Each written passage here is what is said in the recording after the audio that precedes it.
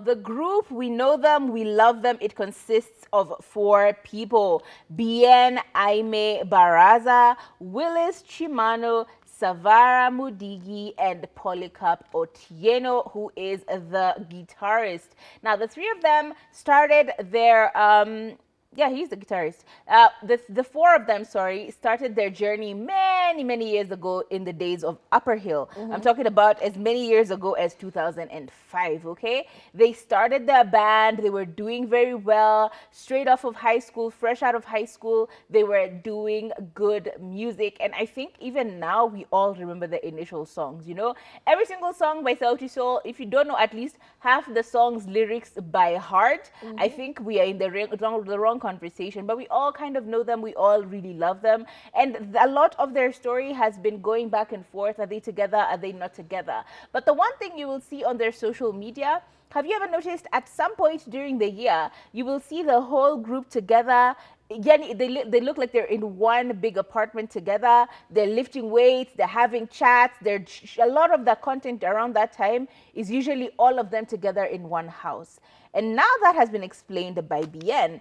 Bien has explained that every so often they do go on these retreats and therapy sessions all together and have conversations and talk about, you know, their lives, their struggles, their personal struggles, not just work. They talk about their friendship and they get to know what's going on with you, bro. By the way, you seem like you've been a little off. What's going on with you? They do have these sessions, and I know for free that they do have team building experiences and expeditions, sorry, where they actually go off for like a week. They're off of socials, they're off of everything else, and they just go hang out, bond, talk, do all of that stuff. They even do like meditation, what do you call them, exercises.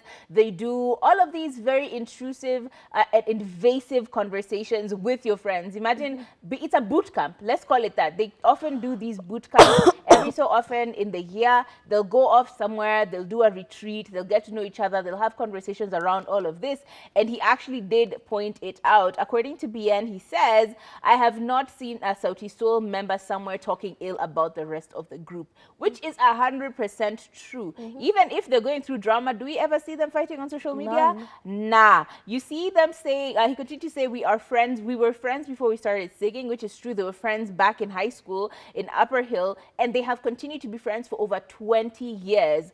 He says, we have moments of therapy, reflections. This is the longest relationship that I have ever been in my life. Having people like called brothers for 20 years is not an easy thing.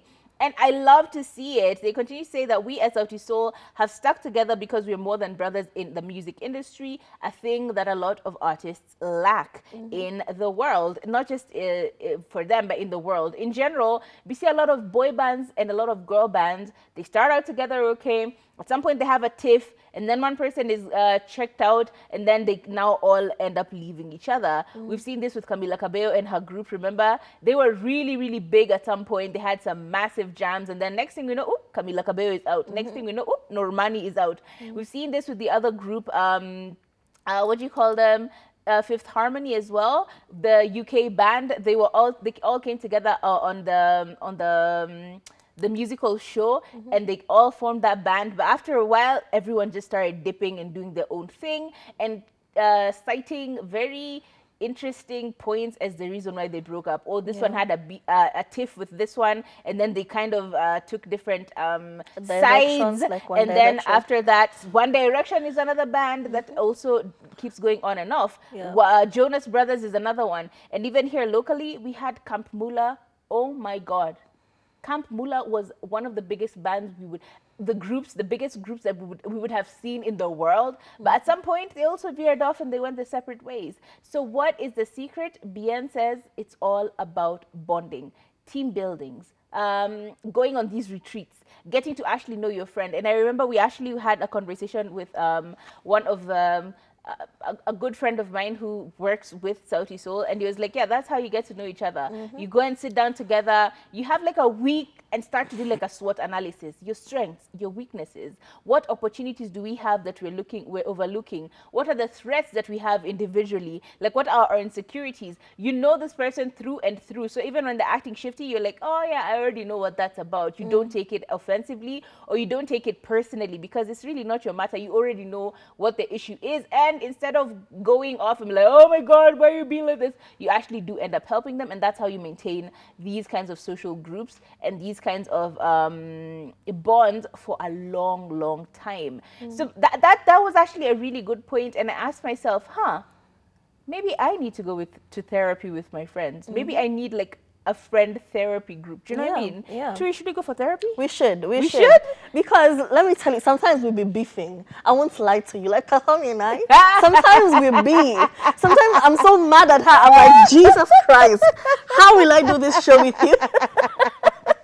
But that's just it, you know, what she said. Sometimes you just have to sit down and say, obviously she didn't, you know, maybe do something or say something out of malice or something. Just like, it's not a personal attack. Why am I beefing? She probably doesn't even know why I'm mad. That's even that's the bad part at her. She does not know why I'm mad. And I'm just over here sulking and beefing.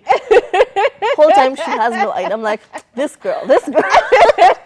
But therapy for friendship, that is new. That is refreshing. I would love to do that, you know. Yeah. Because I feel like even as now as somewhat adulties, we feel like I don't know, do you ever sit down and you're like, man, I need an adult to intervene? Exactly. Like, am I adult enough for this conversation? Do you ever get to that point? Exactly. Because, you know, especially when you're like me, who tries to solve all my problems without involving everyone else, sometimes you need the perspective of another adult. And I know I'm crazy. I know this. I know I am a mad woman. So sometimes I'll just sit down and then I'll tell Kathomi, okay, listen, this is what's happening. Because I know she will give me sound advice. Like, she's very mature. She's very adult.